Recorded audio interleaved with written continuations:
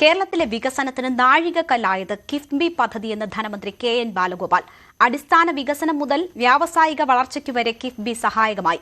കേരളത്തിന്റെ വികസനത്തെ തുരങ്കം വയ്ക്കാനാണ് കേന്ദ്ര സർക്കാർ കിഫ്ബി ഫണ്ടിനെയും കടമെടുപ്പ് പരിധിയിൽ കൊണ്ടുവന്നതെന്ന് ധനമന്ത്രി പറഞ്ഞു.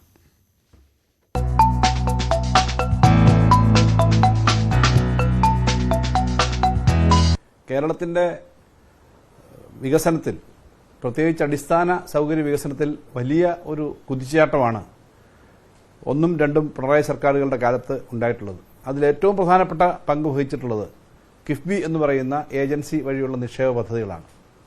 കിഫ്ബി വഴി ഏകദേശം 1 ലക്ഷം കോടി രൂപയുടെ നിർമ്മാണ പദ്ധതികൾക്കാണ് അനുവാദം നൽകിയിട്ടുള്ള അഡ്മിനിസ്ട്രേറ്റീവ് സാങ്ഷൻ നൽകിയിട്ടുള്ളത്.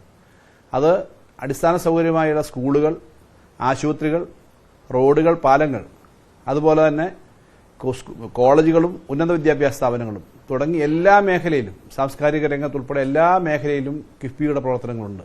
ഓരോ വകുപ്പുകളുടെയും വികസനത്തിന് ആദിവാസി മേഖലയും പട്ടികജാതി മേഖലയിലെ അവരുടെ പ്രവർത്തനങ്ങളും തുടങ്ങി ഓരോ മേഖലയിലും വ്യത്യസ്തമായിട്ട് അതിനാവശ്യമായിട്ടുള്ള പദ്ധതികൾ ആവിഷ്കരിക്കാൻ കഴിഞ്ഞിട്ടുണ്ട്. ഏറ്റവും പ്രധാനം ശാസ്ത്ര സാങ്കേതിക മേഖലയിലെ ഏറ്റവും പുതിയ കാര്യങ്ങൾ കണ്ടെത്തി അവിടെ ഗവേഷണവും ഉൽപ്പാദനവും കേരളത്തിനെ കൂടുതൽ സജീവമാക്കാൻ, കേരളത്തിലെ പുതിയ തലമുറയ്ക്ക് കൂടുതൽ നമ്മുടെ കേരളത്തിൽ തന്നെ നിന്ന് ലോകത്തിനു വേണ്ടി പ്രവർത്തിക്കാൻ കഴിയുന്ന ശാസ്ത്ര സാങ്കേതിക ഗവേഷണ സ്ഥാപനങ്ങൾക്കും കിഫ്ബി പണം മുടക്കുന്നുണ്ട്.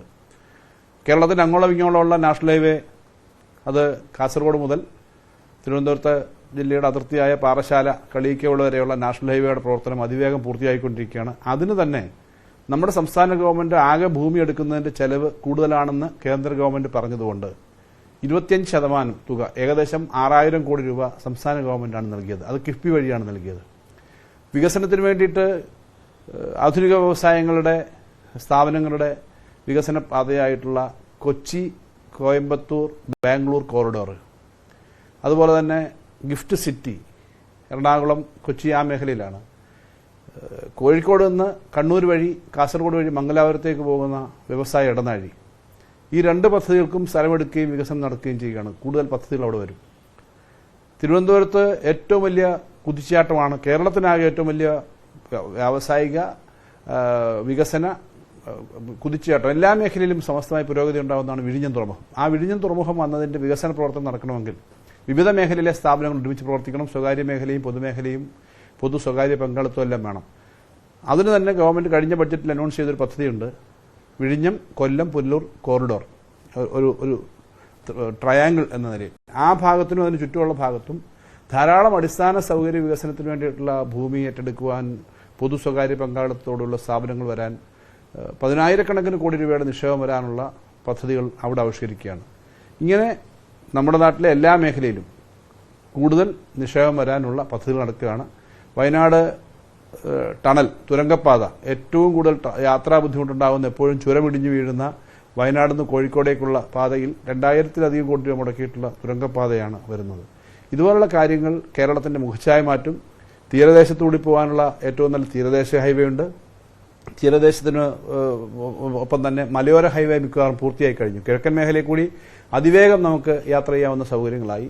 നമ്മുടെ നാഷണൽ ഹൈവേ വികസിക്കുന്നു, MC റോഡ് വികസിക്കുന്നതിന് വേണ്ടിയിട്ടുള്ള പദ്ധതികളുണ്ട്. ഇതുപോലെ പ്രധാനപ്പെട്ട റോഡുകളും ജില്ലാ റോഡുകളും ഉൾപ്പെടെ വികസിപ്പിക്കുന്നതിനുള്ള പദ്ധതിയായിട്ടുണ്ട്. തീരദേശ കനാല് അതിവേഗം പൂർത്തീകരിച്ചുകൊണ്ടിരിക്കുകയാണ്. തീരദേശത്ത് തുറമുഖങ്ങളും മറ്റ് സൗകര്യങ്ങളും വർദ്ധിപ്പിക്കുകയാണ്. അങ്ങനെ അടിസ്ഥാന സൗകര്യം കേരളത്തിന്റെ അങ്ങോളം ഇങ്ങോളം എത്താൻ അതിവേഗം 7 മണിക്കൂർ കൊണ്ട് കാസർഗോഡ് കൊണ്ട് നിന്ന് തിരുവനന്തപുരത്തേക്ക് എത്താൻ പറ്റുന്ന, പാലക്കാട് നിന്ന് തിരുവനന്തപുരത്തേക്കും പാറശാലയിൽ നിന്ന് അങ്ങ് കാസർഗോഡേക്കും ഒക്കെ എത്താൻ പറ്റുന്ന അതിവേഗ റോഡുകൾ മുതൽ എല്ലാ പശ്ചാത്തലവും വരികയാണ്. ഇതിനെല്ലാം ഏറ്റവും പ്രധാനപ്പെട്ട പങ്കുവഹിക്കുന്നത്, ഇടതുപക്ഷ ജനാധിപത്യ മുന്നണിയുടെ പ്രവർത്തനങ്ങളിൽ പങ്കുവഹിക്കുന്നത് കിഫ്ബി എന്ന ഏജൻസിയാണ്. ആ കിഫ്ബിയുടെ പ്രവർത്തനങ്ങൾക്ക് കുറച്ച് തടസ്സമുണ്ടാക്കാനായിട്ട് ഉള്ള ശ്രമങ്ങൾ കേന്ദ്ര ഗവൺമെന്റ് ഭാഗത്തുനിന്ന് കടമെടുപ്പ് പരിധിയിൽ, സംസ്ഥാനത്തിന്റെ കടമെടുപ്പ് പരിധിയിലേക്ക് അത് കൊണ്ടുവന്നതിന്റെ പ്രശ്നങ്ങളുണ്ട്. പക്ഷേ അതിനെ നേരിട്ടുകൊണ്ട് തന്നെ ഈ പ്രവർത്തനങ്ങളുമായിട്ട് മുന്നോട്ട് പോകാനാണ്, മുഴുവൻ കേരളീയരെയും കേരളത്തിന്റെ വികസനത്തെയും ഒരുമിച്ച് ചേർത്ത് കൊണ്ടുപോകാൻ, മുഴുവൻ ആളുകളെയും ഒരുമിച്ച് ചേർത്ത് കൊണ്ടുപോകുന്ന നടപടിക്രമങ്ങളാണ് കിഫ്ബി ഏറ്റെടുക്കുന്നത്.